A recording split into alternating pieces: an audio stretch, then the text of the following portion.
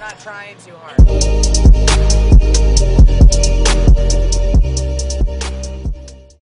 Yo, what's up guys? It's Snods here. Today we are going to be going over what are the first things you should be doing in Diamond Dynasty MLB The Show 22. Now we are here over on MLB The Show 21 and we're going to kind of use this as a base and show you the things that they went through and show you the things that I think are probably going to be in 22 as well. A lot of things that were in 21 were in 20, so I would assume we're going to see a lot of the same stuff over in 22.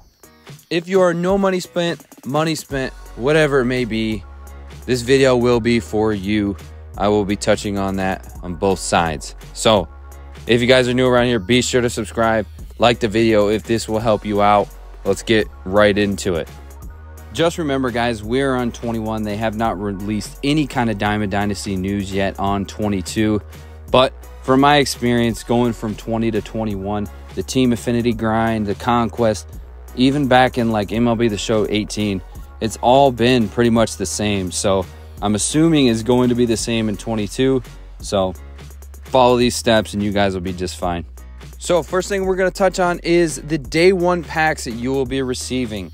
If you receive the digital deluxe version, whatever it may be, if you bought some extra packs, the standard, the show packs, whatever it may be, hold on to all of these live series players. Do not sell any of them. The reason why I say that is because all of these live series cards are going to go into the live series collection rewards, which will give you a lot of really good players. Most of these are the best players in the game. And actually that 21 Chipper Jones, I still use him to this day. So it's definitely worth it to try to get it done as soon as possible. If you pre-ordered the digital deluxe, the middle of the road one, I forgot what it's called. I think you get like 10 packs or something like that. Where it says 10 to 20 packs is the standard, the show packs. So you could pull a lot of heat out of these. You probably won't in reality, but if you pull that Mike Trout or something like that, it's totally up to you if you want to sell him because he's going to be worth hundreds of thousands of stubs. But I would hold on to him, one, because he's a really good player and he'll be really good on my lineup for a while. And two, you can create or complete that Angel set, which is probably going to be the hardest one this year considering Ohtani's going to be in there as well. Now, the cover athlete packs that you'll be getting, I'm probably going to hold on to those as well because eventually you will need those for a collection set, you know, like the Ken Griffey, the Clayton Kershaw, the Mookie Betts set.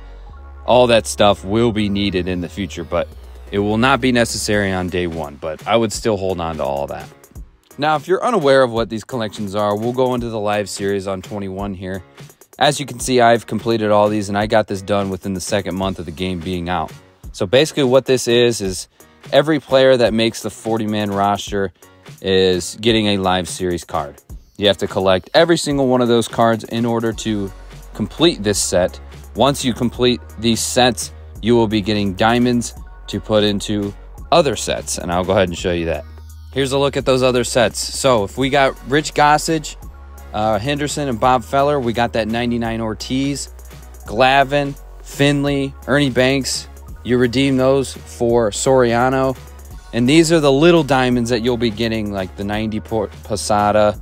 You'll redeem those to get those high 90s players that you'll be redeeming for the AL and NL bosses. Now, a lot of these cards, like that Tom Glavine right there, that was like one of the best pitchers in the game for a while, as well as that John Franco. He was a good reliever. Ernie Banks, that was another really good shortstop. Steve Finley, I wasn't a big fan of him, but he was really good. That 92 Gagne was in there. David Ortiz obviously was really good this year. Soriano was okay. And Chipper Jones, like I said, he is the master of all this. Once you collect all of these cards, you get that 99 Chipper Jones. And he was an absolute monster. So, moral of the story here is any live series that you get, collect it, put it in these sets, try to get it done as soon as possible. Next, what you're going to make sure you want to grind is these Team Affinity programs. Some of the best cards in the game day one are going to be in this Team Affinity program. You're going to want to make sure that you grind these out to 100%. All of these have a bunch of good players in them. and they're probably going to be 88 overalls on day 1. So let's take a look at these. So I clicked into one of them. As you can see here, this is kind of the road to 100%. These are the rewards that you can get. There's a bunch of 88 overall players that will be available. They have not revealed that on Diamond Dynasty yet, but odds are they're going to be 88, 89. Really good players on day 1, actually.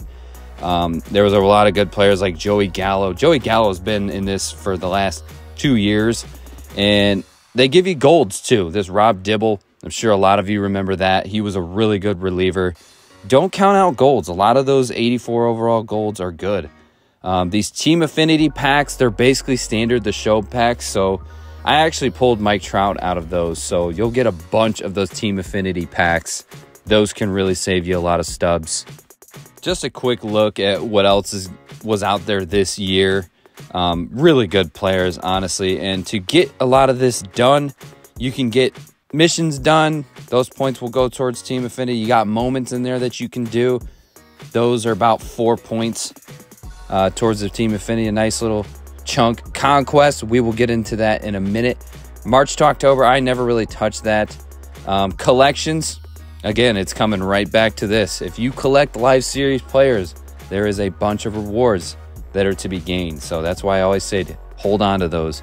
And your exchanges, you can exchange players to get points, and you can exchange your showdown vouchers. We'll go over that. So showdown for the Team Affinity for me is the #1 way to grind these affinities out and get them to 100% as soon as possible. So basically how it works, you click on the Team Affinity 1 and you'll grind some challenges, and at the end you'll face a boss, and usually it's pretty easy. It's on veteran or rookie usually.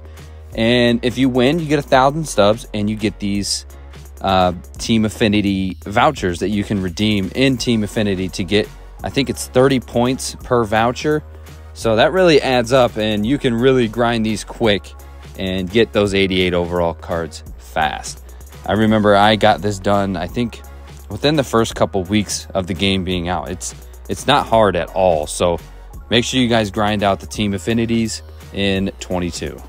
All right, next thing you're going to want to make sure you do is Conquest. All of these Conquest affinities, the East, Central, and West affinity, if you complete those, they will go towards your Team Affinity, and it's a pretty big chunk, so you want to make sure you get it done. And you also get a lot of free packs.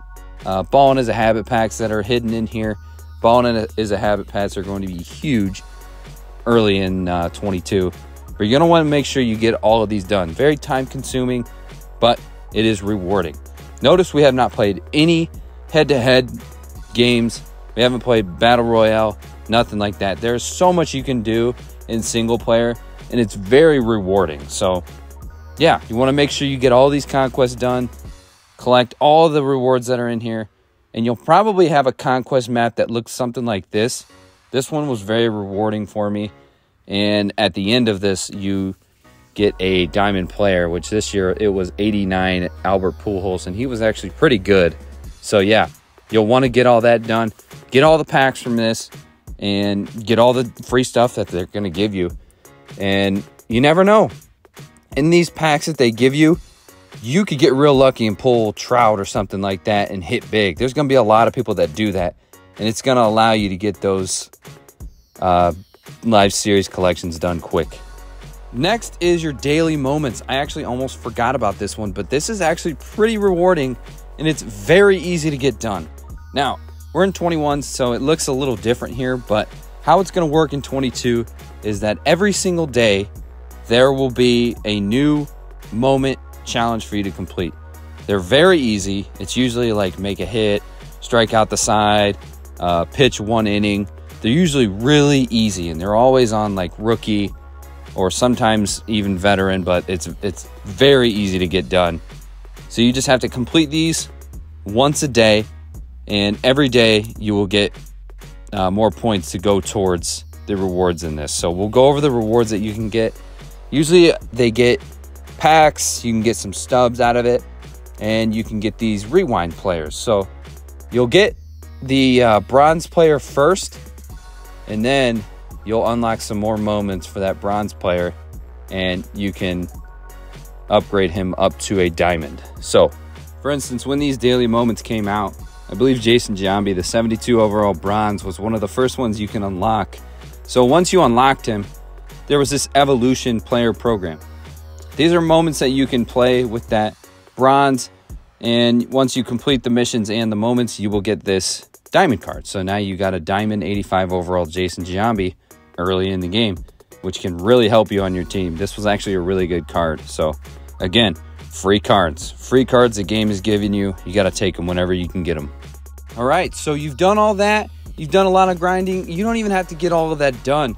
You can build a pretty decent squad. So once you've got all the guys you want, you've got a full diamond team, you're ready to go into ranked seasons and start getting some dubs.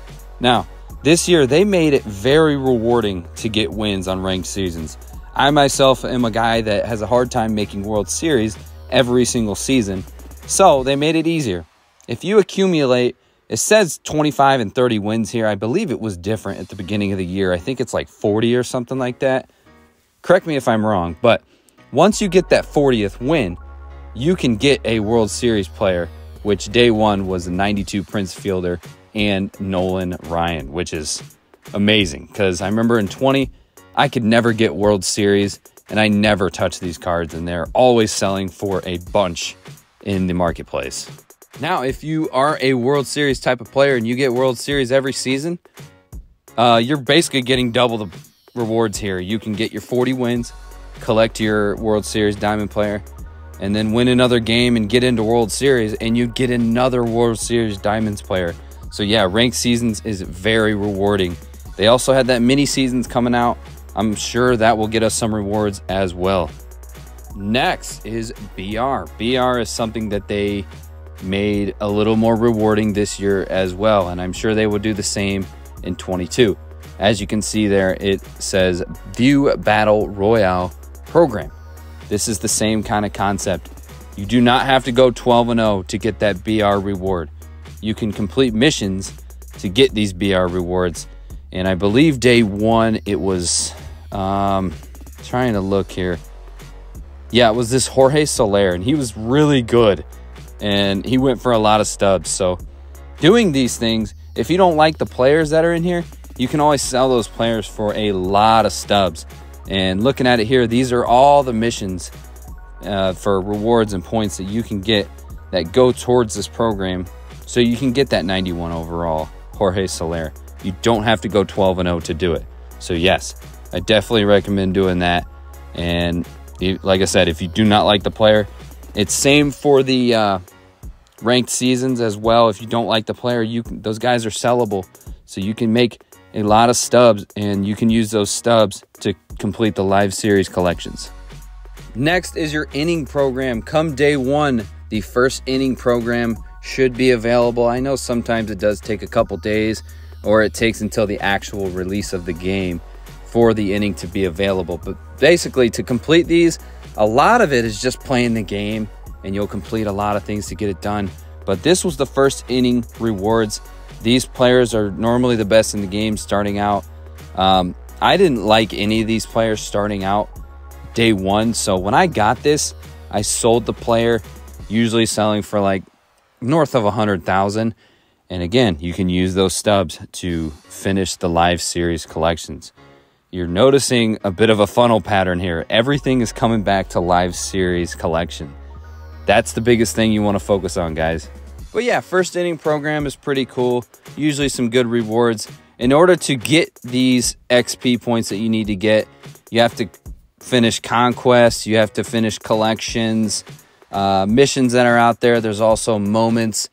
This shows a showdown redemption, but I don't think that'll be available in 22. That was never a thing until the end of 21.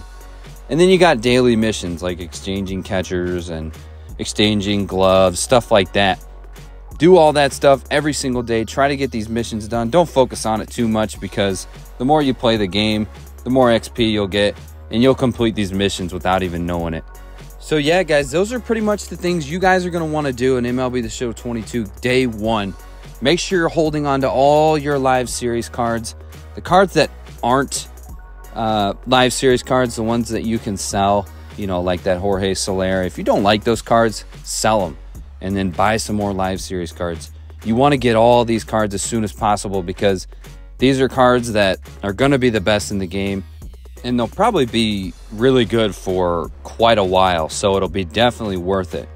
So yeah, guys, like I said, this is MLB The Show 21, and I'm going just off this game. They have not released any kind of Diamond Dynasty news yet, but the transition from 20 to 21, everything was pretty much the same. The grind was pretty much the same, and I believe it'll be the same for 22. So you follow these steps and grind it out as much as you can, you will be successful in this game, and you will complete this live series collection eventually. Now, if you're no money spent, it might take you a little bit longer, but if you save up your stubs and not spend it on packs and stuff like that, you'll get it done within the first 2 months, I promise.